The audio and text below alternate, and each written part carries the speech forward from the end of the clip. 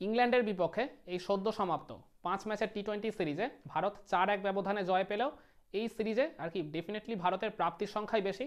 কারণ অনেক প্লেয়ার আর কি যদি ভালো পারফর্ম না করতেন, ওই জায়গায় তারা যদি ব্যাট হাতে কিংবা বল হাতে জ্বলে না উঠতেন, তাহলে তো ভারতের এই 4-1 ব্যবধানে এই এত বড় মার্জিনে ইংল্যান্ডের মতো দলের বিপক্ষে সিরিজ জয় পাওয়াটা নিশ্চয়ই সম্ভব হতো না।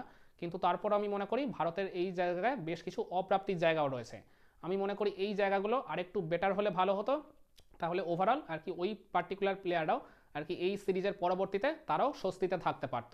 তো ভারতের এই সিরিজ থেকে প্রাপ্তি আর অপ্রাপ্তির জায়গা ঠিক কোনগুলো, চলুন সেটা নিয়ে আজকের এই ভিডিওতে আলোচনা করা যাক।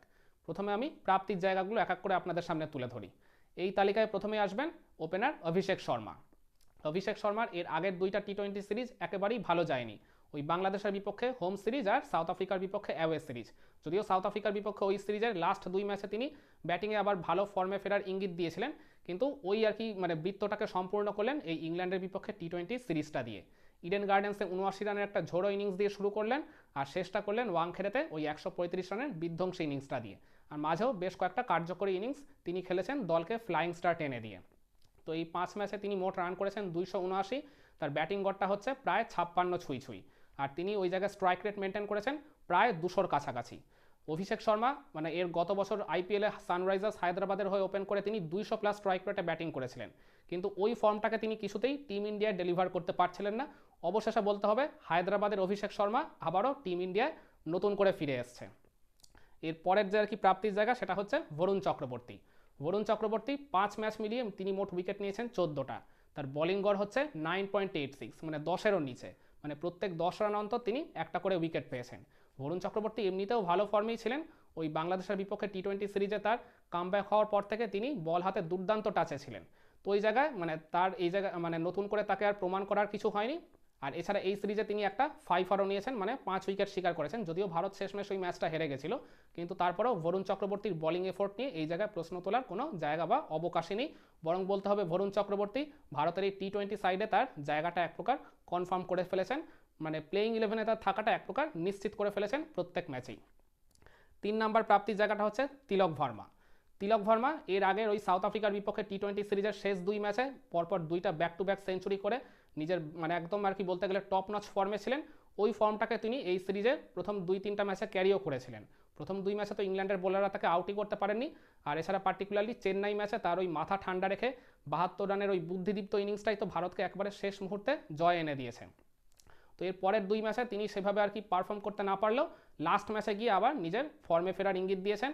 মাত্র 24টা রান তিনি করেছেন ঠিকই, কিন্তু ওই অভিষেক শর্মাকে যেভাবে উইকেটের এক পাশে থেকে সাপোর্ট দিয়ে গেছেন, তার মানে ওই তার সাপোর্টের জন্যই কিন্তু সেকেন্ড উইকেটে ইন্ডিয়ার 115 রানের একটা মানে ম্যারাথন পার্টনারশিপ গড়ে উঠেছিল, আর যেটাই কিনা ভারতকে ওই 247 রানের একটা বিশাল পুঁজি সংগ্রহ করে দিয়েছিল। তো তিলক ভার্মা এই সিরিজে 5 ম্যাচ মিলিয়ে মোট রান করেছেন 133, তার গড়টা হচ্ছে প্রায় 45 ছুঁই ছুঁই। তো তিনিও এক প্রকার মোটা দাগে সফল, এটা মানতেই হবে। এছাড়া এর পরবর্তীতে আসবে হার্দিক পান্ডিয়ার ব্যাটিং। হার্দিক পান্ডিয়া চেন্নাই ম্যাচে একটা আর কি খুব ভালো সুযোগ পেয়েছিলেন ম্যাচটা ফিনিশ করে আসার, কিন্তু দুর্ভাগ্যবশত তিনি ওই জায়গায় ফিনিশ করে আসতে পারেননি। তো তারপর যাই হোক আর কি ভারত শেষমেশ ম্যাচটা জিতে গেলেও এর পরে রাজকোটেও তিনি কিন্তু একটা ভালো চান্স পেয়েছিলেন ভারতকে জিতিয়ে আসার। আকসার প্যাটেলকে নিয়ে তিনি চেষ্টা করেছিলেন, কিন্তু শেষমেশ ভারতকে ওই জয়ের গণ্ডিটা টপকে দিতে পারেননি। নিজে যদিও দলের পক্ষে হাইয়েস্ট স্কোরার ছিলেন, কিন্তু এর পরের ম্যাচে পুনেতে নেমেই তিনি ওই মানে আক্ষেপটা পুষিয়ে দিলেন শিবম দুবেকে নিয়ে 87 রানের পার্টনারশিপটা করে, আর নিজেও ব্যক্তিগতভাবে 53 রান করেছিলেন। তো ওই জায়গায় হার্দিক পান্ডিয়ার ব্যাটিংটাও আর কি বলতে গেলে মানে তার ওই ফর্মে ফিরে আসাটাও টিম ইন্ডিয়ার জন্য অনেক বড় একটা স্বস্তির বিষয় ছিল। আর এরপরে আসবে আকসার প্যাটেলের বোলিং। আকসার প্যাটেল এই সিরিজে 5 ম্যাচে মোট উইকেট নিয়েছেন 6টা, তার বোলিং গড়টা হচ্ছে ওই 16.5-র মতো। আকসার প্যাটেলকে আমি এর আগে কখনো কোনো সিরিজেই বল হাতে এত ধারাবাহিকভাবে পারফর্ম করতে দেখিনি। তার ইকোনমিটাও ছিল এই জায়গায় যথেষ্ট ডিসেন্ট, ওই আর কি 7-এর একটু বেশি। তো ওই যে আমি একটু আগেই বললাম আকসার প্যাটেল কখনোই এর আগে বল হাতে এত ধারাবাহিকভাবে ভালো বোলিং করেনি, যেটা তিনি এই সিরিজে করে দেখালেন। তো আকসার প্যাটেলের বল হাতে ভালো ফর্মে ফিরে আসাটাও কিন্তু ভারতের জন্য যথেষ্ট ভালো একটা খবর বলতেই হবে। আর এরপরে আসবেন শিবম দুবে। শিবম দুবে শেষ টি-20 খেলেছিলেন ভারতের হয়ে ওই গত বছর টি-20 বিশ্বকাপে। তারপর তিনি ওই বাংলাদেশের বিপক্ষে সিরিজে কামব্যাক করলেও ওই চোটের জন্য তিনি একটা ম্যাচও খেলতে পারেননি। তারপর একটা দীর্ঘ সময় বাদে তিনি ভারতীয় দলের জার্সিতে আবার টি-20তে কামব্যাক করলেন, আর কামব্যাক ম্যাচেই তিনি 53 রানের একটা ফ্যান্টাস্টিক ইনিংস খেলে প্লেয়ার অফ দ্য ম্যাচও হয়ে গেছিলেন। হার্দিক পান্ডিয়ার সাথে একটা দুরন্ত জুটি করে ভারতকে জয়ের জন্য ওই একটা পর্যাপ্ত পুঁজি এনে দিয়েছিলেন। আর এছাড়া পরের ম্যাচেও তিনি কিন্তু 30 রানের একটা খুব ভাইটাল ইনিংস খেলেছিলেন, ওই অভিষেক শর্মাকে বেশ একটা ভালো সাপোর্ট দিয়েছিলেন, আর এছাড়াও বল হাতে দুইটা গুরুত্বপূর্ণ উইকেট শিকার করেছিলেন।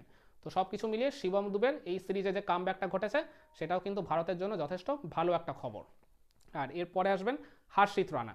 হার্ষিত রানার আন্তর্জাতিক টি20তে অভিষেকটা খুব চমকপ্রদভাবে হলেও মানে ওই জায়গা তো তার প্রথমে খেলারই কথা ছিল না, কিন্তু ওই শিবম দুবের কনকাশন সাব হিসেবে একাদশে এসেই তিনি যেভাবে আর কি 4 ওভার বোলিং করে 33 রান দিয়ে তিনটা গুরুত্বপূর্ণ উইকেট তুলে নিলেন, মূলত তার ওই ইম্প্যাক্টফুল পারফরমেন্সের জন্যই ম্যাচের পরবর্তীতে ইংল্যান্ডের ক্যাপ্টেন জস বাটলার কিংবা ইংল্যান্ডের সাবেক প্লেয়াররা ওই কনকাশন সাবের রিপ্লেসমেন্টটা নিয়ে একেবারেই খুশি হতে পারেননি, মূলত হার্ষিত রানার ওই ইম্প্যাক্টফুল পারফরমেন্সের জন্য।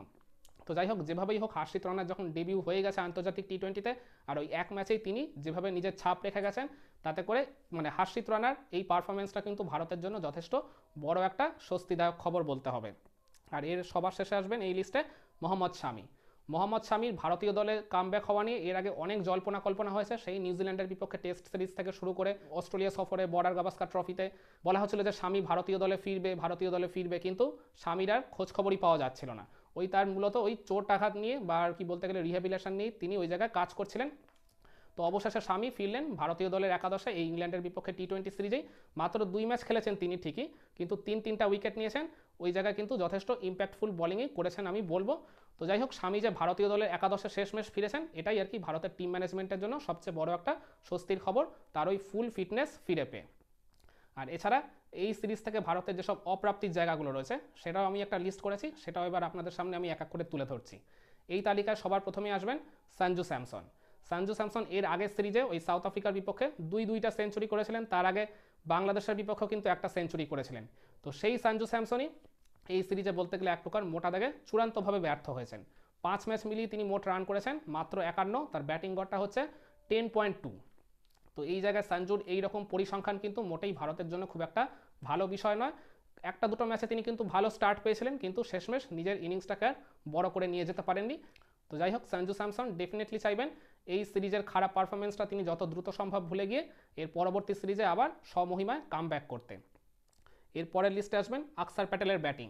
আকসার প্যাটেলের বোলিংটা বললাম ভারতের জন্য মানে অনেক বড় একটা স্বস্তির বিষয় থাকলেও আকসার প্যাটেলের ব্যাটিংটা কিন্তু এই সিরিজে যথেষ্ট কনসার্নের একটা জায়গা ছিল, পার্টিকুলারলি তিনি যখন ওই চেন্নাই ম্যাচে একটা খুব ভালো সুযোগ পেয়েছিলেন ম্যাচটাকে ফিনিশ করে আসার, সেখানে কিন্তু মানে একেবারে আর কি ফিনিশ তো করেই আসতে পারেননি, দলকে বরং বিপদের মুখে ফেলে দিয়ে এসেছিলেন ওই রকম একটা ভুল শট খেলে। তারপরেও ভারত শেষমেশ ম্যাচটা জিতে গেছিল ওই তিলক ভার্মার সৌজন্যে, কিন্তু তারপরের ম্যাচেও ওই মানে আকসার প্যাটেল কিন্তু আরেকটা চান্স পেয়েছিলেন, হার্দিক পান্ডিয়াকে সঙ্গে নিয়ে একটা পার্টনারশিপও গড়েছিলেন, কিন্তু ভারতকে ম্যাচটা শেষমেশ জিতিয়ে আসতে পারেননি। এরপরও আকসার প্যাটেল ওই একটা দুটো কার্যকরী ইনিংস খেলেছিলেন, ওই মানে লিটল ক্যামিও খেলেছিলেন, কিন্তু আকসার প্যাটেল সুলভ ব্যাটিং কিন্তু এই সিরিজে আমরা তার থেকে দেখতে পাইনি। তো আকসার প্যাটেলও ডেফিনেটলি চাইবেন ব্যাট হাতে আবার মানে পরের সিরিজ থেকেই স্বমহিমায় ফিরতে। এই লিস্টে যে পরবর্তী নামটা আসবেন সেটা হলো রবি বিষ্ণই। রবি বিষ্ণইকে আমরা চিনি একজন উইকেট টেকিং বোলার হিসেবেই, কিন্তু সেই উইকেট নেওয়ার কাজটাই করতে তিনি এই সিরিজে কিন্তু এক প্রকার মোটা দাগে ব্যর্থ হয়েছেন। শেষ 2 ম্যাচে তিনি আবার উইকেট নিয়ে ফর্মে ফেরার ইঙ্গিত দিয়েছেন, কিন্তু প্রথম 3 ম্যাচে তিনি কিন্তু সেভাবে আর কি মানে অ্যাক্টিভ ছিলেন না, প্রায় নিষ্প্রভ ছিলেন বলতে গেলে। তো 5 ম্যাচে তিনি 5টা উইকেট শিকার করলেও তার বোলিং গড়টা ছিল ওই জায়গায় প্রায় 27 ছুঁই, আর তার ইকোনমিটাও ওই জায়গায় 8 ছুঁই। তো ডেফিনেটলি রবি বিষ্ণই চাইবেন এর পরের সিরিজেই আবার ভালো ফর্মে ফিরতে। এই তালিকায় পরের লিস্টে আসবেন হার্দিক পান্ডিয়ার বোলিং। হার্দিক পান্ডিয়ার ব্যাটিংটা আর কি ভালো হলেও বোলিংটা কিন্তু আপ টু দ্য মার্ক একেবারেই হয়নি। তো আর কি ওই জায়গায় তিনিও রবি বিষ্ণয়ের মতো 5 ম্যাচে 5টা উইকেট পেয়েছেন, তার বোলিং গড়টা হচ্ছে 23, কিন্তু তার ইকোনমিটা আবার ওই জায়গায় অনেকটাই বেশি, প্রায় 9 ছুঁই। তো হার্দিক পান্ডিয়া একজন অভিজ্ঞ ক্রিকেটার, তিনি জানেন যে আবার এই খারাপ ফর্ম কাটিয়ে কীভাবে ভালো ছন্দে ফিরতে হয়। ডেফিনেটলি তিনি আবার হয়তোবা এই পরের সিরিজ থেকেই বল হাতে আবার মানে আগের ছন্দেই ফিরবেন এরকমটাই ধরে নেওয়া হচ্ছে। আর এই হতাশার তালিকায় কিংবা অপ্রাপ্তির তালিকায় সবচেয়ে বড় যে নাম সেটা হলো ভারতের ক্যাপ্টেন সূর্যকুমার যাদব। সূর্যকুমার 5 ম্যাচ মিলিয়ে মোট করেছেন 28 রান, তার ব্যাটিং গড় হচ্ছে 5.6। এর আগে সাউথ আফ্রিকার বিপক্ষে ওই টি20 সিরিজেও তিনি 3 ইনিংস ব্যাটিং করে 28 করেছিলেন, ঠিক এই সিরিজের মতোই। তো সূর্যকুমার 2টো ম্যাচে ভালো স্টার্ট পেয়েছিলেন, কিন্তু শেষমেশ নিজের ইনিংসটাকে বড় করে নিয়ে যেতে পারেননি। এছাড়া 2 ম্যাচে তিনি কিন্তু ডাকও করেছেন। তো সূর্যকুমার কি বলবো, মানে তিনি কি ক্যাপ্টেন্সির চাপে পড়ে আর কি এরকম তার ব্যাটিংয়ে অফ ফর্ম যাচ্ছে, নাকি অন্য কোনো মেন্টাল ইস্যু তার তৈরি হয়েছে, নাকি ব্যাটিং টেকনিকই আর কি গলদ দেখা যাচ্ছে, আমার মনে হয় এই সব কিছুই আর কি কিছু কিছু করে ইম্প্যাক্ট তার উপর পড়েছে, কারণ তিনি তার যে আর কি ট্রেডমার্ক শটগুলো খেলে থাকেন সেগুলো কিন্তু এই সিরিজেও ট্রাই করেছিলেন, কিন্তু দেখা গেছে খুবই আনলাকিলি তিনি কিন্তু ওই শটগুলো খেলতে গিয়ে আউট হয়েছেন। তো সব কিছু মিলিয়ে সূর্যকুমার ডেফিনেটলি চাইবেন অ্যাজ আ ক্যাপ্টেন তাকে যদি এই টিমে টিকে থাকতে হয়, মানে শুধু ক্যাপ্টেন্সি কোটায় কিন্তু টিকে থাকা যাবে না, ওই জায়গায় কিন্তু ব্যাট হাতেও তাকে পারফর্ম করতে হবে।